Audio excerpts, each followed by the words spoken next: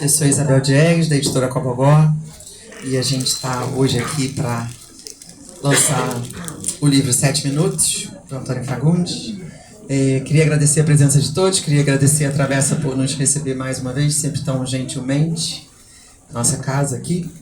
É uma alegria ter publicado esse livro, uma peça que Fagundes escreveu há alguns anos atrás e agora resolveu publicar. Ficamos muito felizes. A gente está aqui com ele para falar sobre o livro, e Gustavo Pinheiro, que é autor de outros livros que nós já publicamos e é parceiro de Fagundes em outros projetos, como Dois de Nós, e estamos juntos aqui. Então eu queria só dar as boas-vindas mesmo, pedir para o pessoal da fotografia deixar quem está querendo assistir a conversa mais à vontade, e passo aqui para o Gustavo para a gente começar. Obrigado. Então, quem passar por São Paulo, no Tuca, Dois de Nós, de Gustavo Pinheiro, eu, Cristiane Torlone, Thiago Fragoso e Alexandra Martins no elenco. Estamos em cartaz desde setembro do ano passado. Até 28 de abril. 27. Fagundes, você está lançando 7 Minutos, que é o texto que você escreveu em 2002. Para quem não sabe, sem dar muito spoiler, a peça se passa, é um ator que sai de cena irritadíssimo com a plateia, porque ele é atrapalhado durante a peça, ele está fazendo Macbeth, e ele é atrapalhado pelos barulhos da plateia. Então eu queria começar perguntando o que tem de verdadeiro nesse texto. Você sabe que foi engraçado isso, porque eu fui vivendo essas situações o tempo todo, né? As coisas que eu falo na peça, eu fui vivendo, eu falei, eu preciso escrever sobre isso, não é possível, mas eu não sou autor, eu sempre escrevi como uma extensão do meu trabalho de ator, então não era uma coisa que eu tivesse até tempo para fazer, né? Porque você, para escrever, você tem que se dedicar, né? Eu não tinha esse tempo. Então, eu me lembro de ter procurado diversos colegas, autores, para ver se eles escreviam para mim. Eu falei até com o Jô Soares, com o Chico Anísio, com Plínio Marcos, com Carlos Queiroz Teles, João Falcão, Flávio de Souza. Eu sentava para jantar com eles, contava as minhas histórias, a gente morria de rir, mas aí ninguém escrevia. O João Falcão, se não me engano, que falou um dia, Fagundes, escreve você. Aí realmente eu sentei e escrevi, mas vocês até vão ver, eu não escrevi para mim, eu escrevi para um outro ator fazer. Eu não me imaginava fazendo. Até que quando eu resolvi produzir a peça, eu parei e falei, mas peraí, sou eu, né?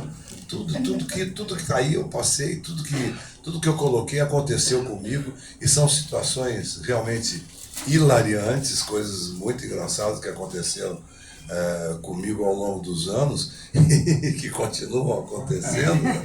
Porque continuam acontecendo, mas que de uma certa forma o fato de eu ter escrito e ter ficado tantos anos em cartaz, a peça ficou mais de 3 anos em cartaz, eu viajei o Brasil inteiro com ela, eu fiz uma grande temporada aqui no Rio, eu fui para Portugal com essa peça, eu tive quase 300 mil espectadores, isso acabou sendo uma espécie de exorcismo para mim, né? Porque todas as coisas que me deixavam com raiva agora me fazem rir. Pois é, dentro das coisas que o teu personagem reclama, tem papel de bala na plateia, o toque do celular, a luz do celular, o flash da foto no meio da peça, a tosse do espectador, aquele que levanta para ir ao banheiro, o que atende o celular. Qual dessas coisas é a mais incômoda estando no palco? Não, o que atende o celular realmente ele atende e fica falando no meio da peça. Não, eu tô aqui no teatro. Não. Eu tenho até uma cena do cara falando assim, eu acho que já começou, ele fala.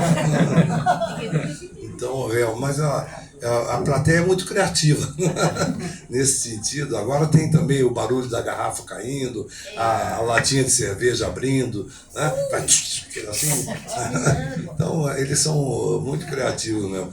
Mas ao mesmo tempo que tem essa coisa engraçada dessas coisas que acontecem com a plateia, tem para mim uma coisa que eu sempre busco, que eu acho que a gente foi perdendo ao longo dos anos, e eu estou correndo sempre atrás, que é dessa liturgia do teatro, né? A gente começou lá na Grécia, 500 anos antes de Cristo, como quase uma cerimônia religiosa, e a gente foi perdendo, digamos, não é nem respeito, esse prazer, dessa comoção que uma peça de teatro pode trazer para uma plateia. Então, eu sou a favor de dar 2 passos para trás nesse sentido.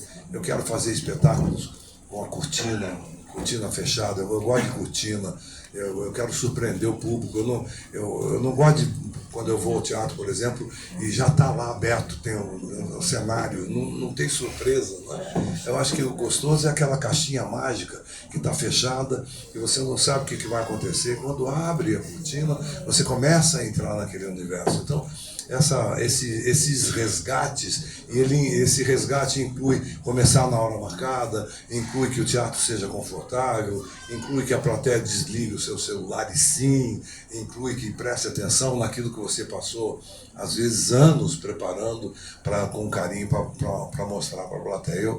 Eu busco, digamos, essa reconquista da liturgia, né? Explica para as pessoas por que a peça chama 7 minutos, porque é interessante.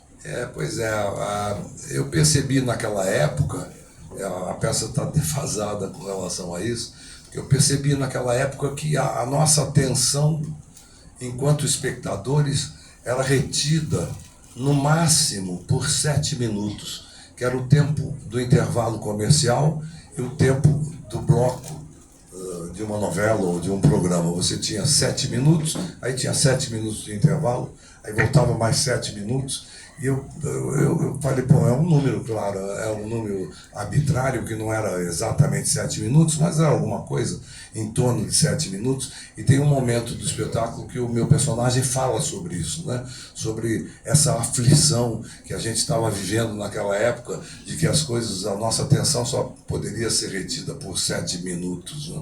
E que eu pedi a eles a compreensão de que no teatro era um pouquinho mais. Que hoje deve ser 7 segundos. 7 segundos, tinha que atualizar, né? 7 segundos já está muito, né? Porque você passa o dedinho em 2, né?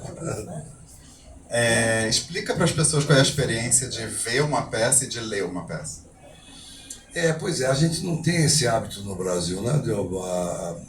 Eu acho que era uma coisa interessante, para quem gosta de teatro, era uma coisa interessante de se provocar, porque quando você lê um texto, naturalmente não é uma leitura fácil, né?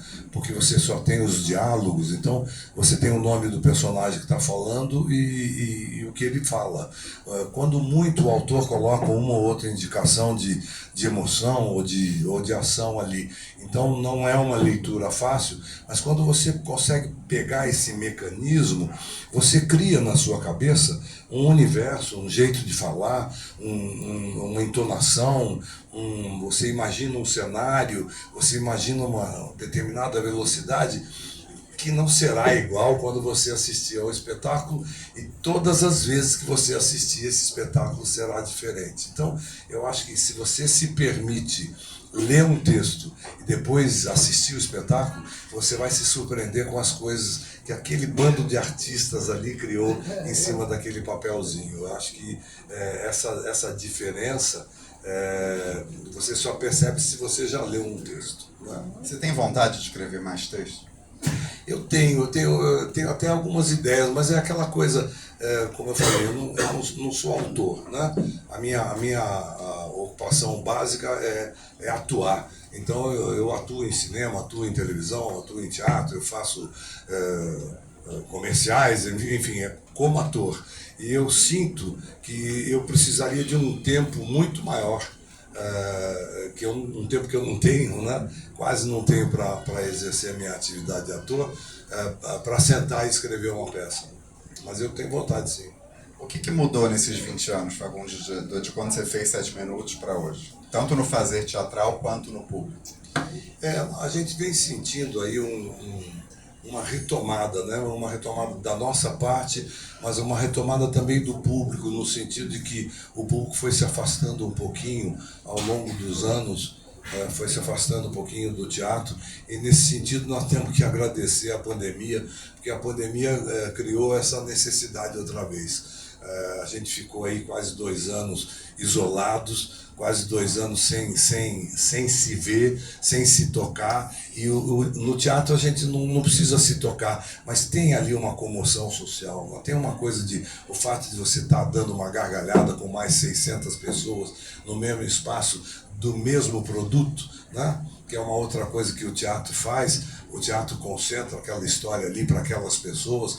A gente agora tá vivendo a era do streaming, né? Então, você viu aquela série? Não vi. Aí, mas eu vi a outra. Você viu? Não, eu não vi. A gente já acabou o papo. Não segue mais, né? Agora, com o teatro, não. Você sai, dá para você jantar, falar da mesma coisa, a mesma coisa que todo mundo viu, aquelas 700 pessoas ali. Então, nesse sentido, eu acho que está mudando novamente. Nós estamos reconquistando esse público que se afastou e esse público está vindo. Então, está muito bonito. O Dois de Nós está em cartaz desde setembro do ano passado, com casas absolutamente lotadas. Nós já tivemos 60 mil espectadores com essa peça e vão bater recordes aí. É curioso que tem uma coisa meio premonitória, que tem um personagem que fala: estamos sendo reduzidos a máquinas instantâneas de pensamentos, ágeis, sagazes, vazias. Só piorou, né? Ou só agravou esse sentimento da agilidade. E é uma coisa que a gente não está percebendo, né? Mas a internet, claro, tem coisas maravilhosas, tem lados extraordinários, mas como toda tecnologia, ela pode ser usada de um lado ou do outro, ela pode fazer bem ou pode fazer mal, dependendo do que você está fazendo. A gente sabe que tem uma juventude aí cheia de ansiedades e se suicidando por causa exatamente do mau uso da internet. Mas uma coisa que a gente sabe que a internet faz, e que é um pouco nessa linha aí, ela mexe fisicamente com o cérebro das pessoas, né? Porque o fato de você passar o dedinho em 40, 50 informações em 5 minutos faz com que você não registre nenhuma delas e faz com que você desabilite parte do seu cérebro para aquilo que você tinha de conhecimento. Então, nós estamos ficando mesmo máquinas vazias de pensamento, porque o nosso pensamento está todo sendo creditado àquela maquininha. Eu não preciso mais pensar, é só bater o botão que me dá a resposta.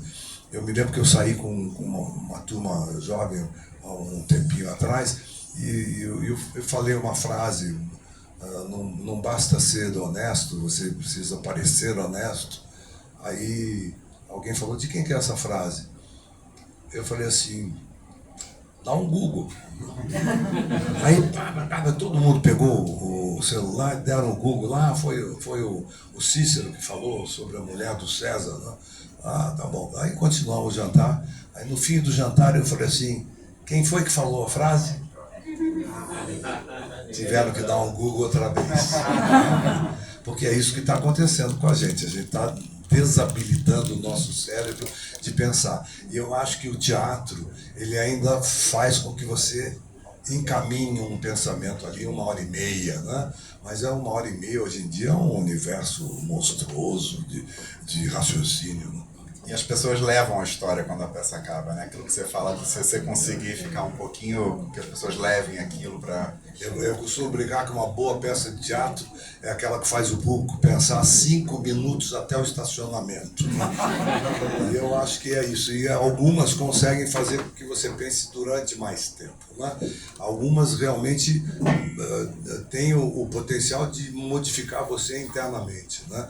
De fazer você repensar a sua vida, de fazer você olhar para o lado de uma forma diferenciada, de fazer você crescer, de fazer você se questionar, fazer você se perguntar coisas que você tinha parado de se perguntar.